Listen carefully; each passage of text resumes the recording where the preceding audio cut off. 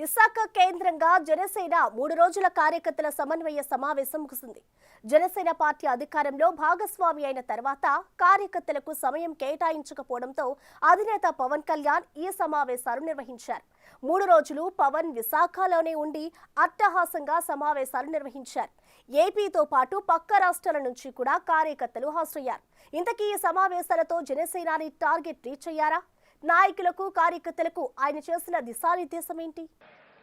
మండల స్థాయి నుంచి నేనే కూర్చొని సెంట్రల్ ఆఫీస్ నుంచి నేనే మానిటర్ చేస్తాను. సేనాతో సేనాని పేరుతో 3 రోజుల పాటు విశాఖలో నిర్వహించిన జనసేన పార్టీ కార్యకర్తల సమావేశానికి ఆంధ్రప్రదేశ్తో పాటు సరిహద్దు రాష్ట్రాల నుండి కార్యకర్తలు హాజరయ్యారు. పార్టీ క్రియాశీలక కార్యకర్తలు, నాయకులతో 3 రోజుల పాటు పార్టీ కార్యక్రమాల నిర్వహణకు విశాఖను కేంద్రంగా ఎంచుకున్న జనసేనాని పవన్ కళ్యాణ్ పార్టీ ప్రజా ప్రతినిధులకు పెద్ద టార్గెట్ ఇచ్చారు. మొత్తం 12,500 మంది జనసేన పార్టీ క్రియాశీలక కార్యకర్తలతో పాటు 500 మంది కీలకమైన నాయకులకు ఈ మీటింగ్లకు ఆహ్వానాలు పంపారు. ప్రత్యేకించి తెలంగాణ నుండి 250 మంది నాయకులు, క్రియాశీల కార్యకర్తలకు ఆహ్వానాలు పంపి 2 తెలుగు రాష్ట్రాల్లోనూ జనసేన పార్టీని బలోపేతం చేయడానికి ప్లాన్ చేశారు. విశాఖ దక్షిణ నియోజకవర్గంలో నిర్వహించిన ఈ 3 రోజుల సమావేశాల్లో ఎమ్మెల్యే వంశీకృష్ణ శ్రీనివాస్ తో పాటు మంత్రి నాదెండ్ల మనోహర్, ఎమ్మెల్యేలు కొనతాల రామకృష్ణ, పంచకర్ల రమేష్ బాబు, సుందరపు విజయ్ కుమార్లు సమన్వయం చేసి 3 రోజుల సమావేశాలు విజయవంతంగా నడిపించగలిగారు. మొదటి రోజు ఈ సమావేశాల్లో జనసేన లెజిస్లేటివ్ పార్టీ మీటింగ్ నిర్వహించిన పవన్ కళ్యాణ్ జనసేన పార్టీ ప్రాతినిధ్యం వహిస్తున్న నియోజకవర్గాల్లో కార్యకర్తల పరిస్థితిపై వివరాలు అడిగి తెలుసుకోవడంతో పాటు కార్యకర్తలకు అందుబాటులో లేకుండా ఉంటున్న ఎమ్మెల్యేల లోపాలు సైతం ఎత్తి చూపించారట. ఆయా నియోజకవర్గాల ఎమ్మెల్యేలు కూటమి ప్రభుత్వ అభివృద్ధిని ప్రజల్లోకి తీసుకెళ్లడం మానేసి అనుచరులను అడ్డం పెట్టుకుని అవినీతి అక్రమాలకు పాల్పడుతున్నారని జనసేనాని చేయించుకున్న సర్వేలో స్పష్టమైందట. పవన్ కళ్యాణ్ ఎమ్మెల్యేలతో ఈ విషయాన్ని నేరుగా ప్రస్తావించి భవిష్యత్తులో ఇలాగే కొనసాగితే వ్యక్తిగత మనుగడతో పాటు పార్టీ మనుగడ కూడా కష్టమవుతుందని హెచ్చరికలు జారీ చేసినట్లు సమాచారం. ఇక రెండో రోజు ఎంపీలు, పార్లమెంట్ నియోజకవర్గాల ఇన్ఛార్జీల సమావేశంతో పాటు కీలకమైన 150 మంది కార్యకర్తలతో మీటింగ్ నిర్వహించారు. నియోజకవర్గాల్లో కూటమి నాయకులతో ఉన్న పరిస్థితులను, కార్యకర్తలు పడుతున్న ఇబ్బందులను అడిగి తెలుసుకున్నారు. 11 ఏళ్ల జనసేన పార్టీ ప్రయాణంలో 2024 ఎన్నికల్లో అధికారం చేపట్టిన తర్వాత పిఠాపురంలో జనసేన పార్టీ ఆవిర్భావ సభ నిర్వహించడం తప్ప ఎక్కడ కూడా కార్యకర్తలతో జనసేనాని నేరుగా సమావేశం నిర్వహించలేదు. విశాఖలో జరిగిన 3 రోజుల సమన్వయ సమావేశంలో మొదటి 2 రోజుల సమావేశాల్లో ప్రజాప్రతినిధులు, పార్టీ ముఖ్య నేతలతో సమావేశమయ్యారు. ముచ్చటగా 3వ రోజు జనసేనాని పవన్ కళ్యాణ్ నేరుగా 15,000 మంది కార్యకర్తలతో భారీ బహిరంగ సభ ఏర్పాటు చేసి కార్యకర్తలతో ముఖాముఖిగా మాట్లాడతారనే ప్రచారం జోరుగా సాగింది. దీంతో ఏపీతో పాటు తెలంగాణ, కర్ణాటక, తమిళనాడు, ఒరిస్సా, మహారాష్ట్రల నుంచి ఆహ్వానాలు లేకపోయినా పవన్ కళ్యాణ్ పై ఉన్న అభిమానంతో అనేక మంది కార్యకర్తలు విశాఖ చేరుకున్నారు. ఉదయం నుంచి సాయంత్రం వరకు సభా ప్రాంగణానికి కార్యకర్తలు చేరుకున్న సాయంత్రం 6 గంటలు దాటిన తర్వాత పార్టీ అధినేత పవన్ కళ్యాణ్ రావడంతో కొంత నిరుత్సాహం కార్యకర్తల్లో కనిపించింది.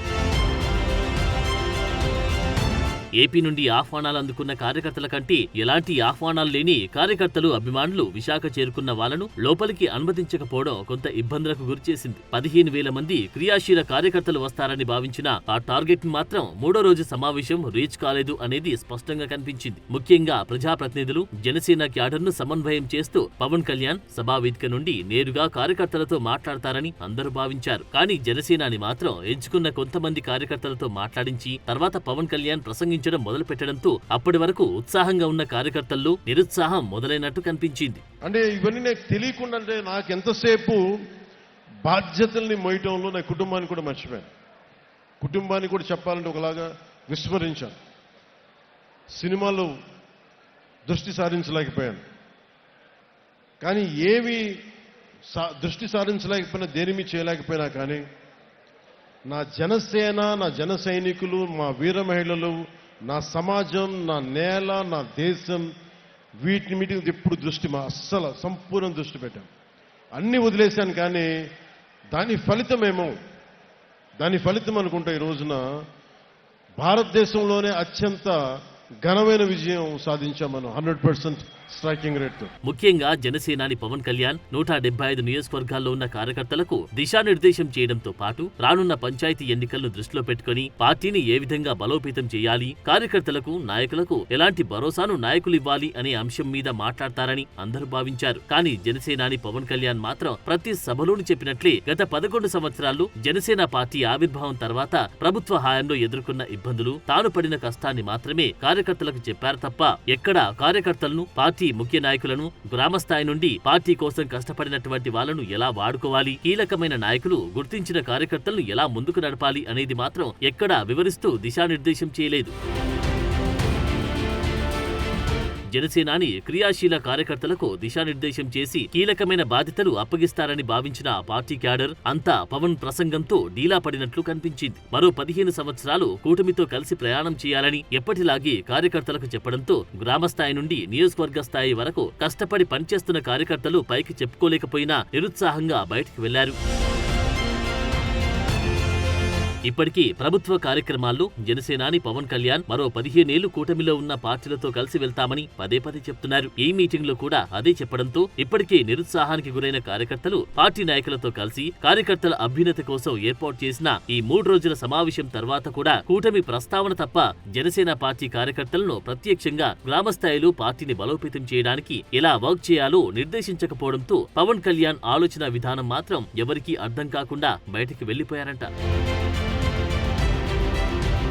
ప్రతి సభలోనూ పవన్ కళ్యాణ్ మాట్లాడితే కేకలు కేరింతలు వేసే కార్యకర్తలు సైతం సైలెంట్ గా ఉండిపోవాల్సిన పరిస్థితి సేనాతో సేనాని సభలో కనిపించింది. అధికారం చేపట్టి 14 నెలలు గడుస్తూ ఉన్న జనసేన పార్టీ కార్యకర్తలకు సరైన అవకాశాలు లేకపోవడం, నామినేటెడ్ పదవుల్లో ఎక్కువ భాగస్వామ్యం రాకపోవడంతో ఇప్పటికీ గుర్రుగా ఉన్న కార్యకర్తలను బుజ్జగించాల్సిన పవన్ కళ్యాణ్ తన మెహర్బానీని ప్రదర్శించడానికి ఈ సమావేశాలు నిర్వహించినట్లు రాజకీయ విశ్లేషకులు అభిప్రాయపడుతున్నారు.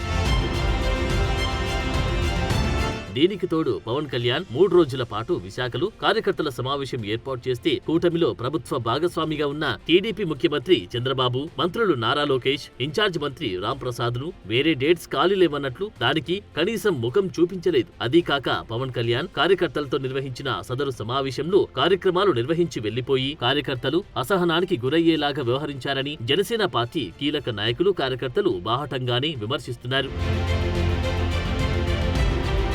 ఉత్తరాంధ్రలో 3 రోజులు పవన్ కళ్యాణ్ ఉండడమే కాకుండా రాష్ట్ర వ్యాప్తంగా ఉన్న కార్యకర్తలను, ముఖ్య నాయకులను సమావేశపరిచి జనసేన పార్టీని మరింత బలోపేతం చేస్తే కొంతవరకు టీడీపీకి ఇబ్బంది కలగవచ్చని భావన డిప్యూటీ సీఎం, మంత్రులకు కలిగి ఉండొచ్చని రాజకీయ విశ్లేషకులు అంటున్నారు. ఏదేమైనా కార్యకర్తలతో నేరుగా మాట్లాడతానని కార్యకర్తల కోసం ఏర్పాటు చేసిన జనసేన 3 రోజుల సమావేశాలు కేవలం పవన్ కళ్యాణ్ కోసమే నిర్వహించారన్న అభిప్రాయం వ్యక్తమవుతోంది.